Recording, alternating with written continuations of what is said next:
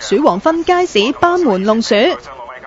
無論係中環定係藍田屋邨，最近都多咗鼠輩橫行，四出咬人，又係佢出動嘅時候啦。着到成個檸檬咁嘅鼠王芬，尋日踩咗落去，俾佢話係鼠患黑點嘅深水埗北河街街市。要滅鼠嘅行動呢，唔係淨係就咁清理咗個街市表面，或者咧就咁推廣，或者話就咁一句空話係培訓。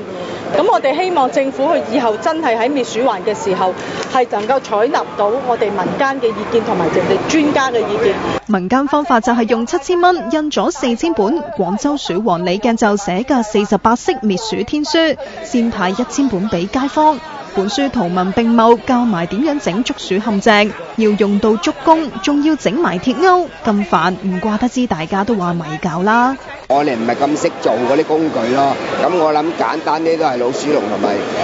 嗰啲毒鼠藥呢兩樣比較上就方便簡單啲咯。即係你都會繼續用翻自己嘅方法。係啊。鼠王芬就批評食環署唔肯信民間智慧，試用新方法捉老鼠，自己過一排會再嚟睇下商戶嘅滅鼠成效，冇改善嘅話就會請廣州鼠王出山南下滅鼠禍。